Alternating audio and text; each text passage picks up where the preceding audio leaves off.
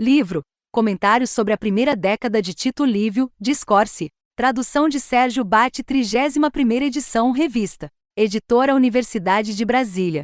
Convicções acerca do presente, e em especial da política a ser seguida pelas cidades italianas, imersas em divergências e conflitos. Na verdade, a história romana é a matéria-prima, o modelo e a fonte de inspiração para um tratado sobre os problemas políticos da sua época. A pretexto de comentar fatos pretéritos, os Discorsi são uma obra política, que contém mensagem para os contemporâneos.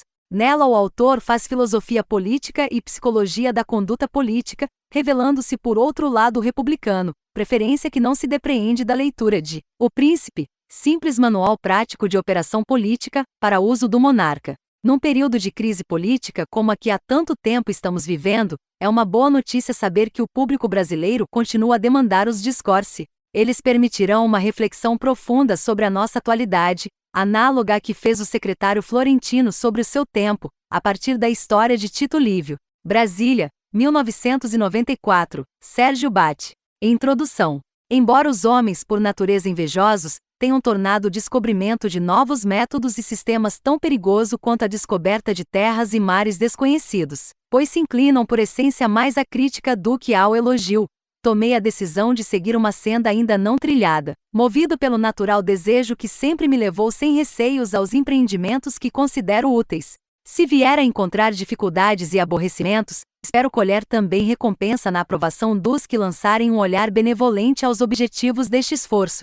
E se a tentativa for falha e de escassa utilidade, devido à pobreza do meu espírito, à insuficiente experiência das coisas de hoje ou ao pouco conhecimento do passado, terá ao menos o mérito de abrir caminho a quem, dotado de maior vigor, eloquência e discernimento, possa alcançar a meta. Enfim, se este trabalho não me der a glória, também não me servirá de condenação. Não posso deixar de me espantar, e de queixar-me quando considero, de um lado, a veneração que inspiram as coisas antigas. Bastaria lembrar como se compra, a peso do ouro, um fragmento de estátua que se deseja ter junto a si, como adorno da casa, modelo para os que se deliciam com a sua arte, esforçando-se por reproduzi-la de outro, os atos admiráveis de virtude que a história registra, nos antigos reinos e repúblicas, envolvendo monarcas, capitães, cidadãos, legisladores, todos os que trabalharam pela grandeza da pátria. Atos mais friamente admirados do que imitados. Longe disto, todos parecem evitar o que sugerem,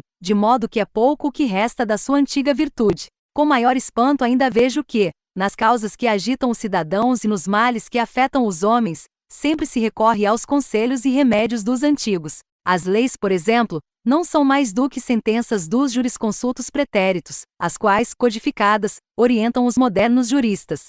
A própria medicina não passa da experiência dos médicos de outros tempos, que ajudam os clínicos de hoje a fazer seus diagnósticos. Contudo, quando se trata de ordenar uma república, manter um estado, governar um reino, comandar exércitos e administrar a guerra, ou de distribuir justiça aos cidadãos, não se viu ainda um só príncipe, uma só república, um só capitão, ou cidadão, apoiar-se no exemplo da antiguidade. A causa disto, na minha opinião, está menos na fraqueza em que a moderna religião fez mergulhar o mundo, e nos vícios que levaram tantos estados e cidades da cristandade a uma forma orgulhosa de preguiça, do que na ignorância do espírito genuíno da história. Ignorância que nos impede de aprender o seu sentido real, e de nutrir nosso espírito com a sua substância. O resultado é que os que se dedicam a ler a história ficam limitados à satisfação de ver desfilar os acontecimentos sob os olhos sem procurar imitá-los, julgando tal imitação mais do que difícil, impossível, como se o sol, o céu, os homens e os elementos não fossem os mesmos de outrora,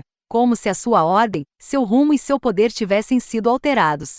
Resolvido a salvar os homens deste erro, achei necessário redigir, a propósito de cada um dos livros de Tito Livio que resistiram à injúria do tempo, uma comparação entre fatos antigos e contemporâneos, de modo a facilitar-lhes a compreensão. Deste modo, meus leitores poderão tirar daqueles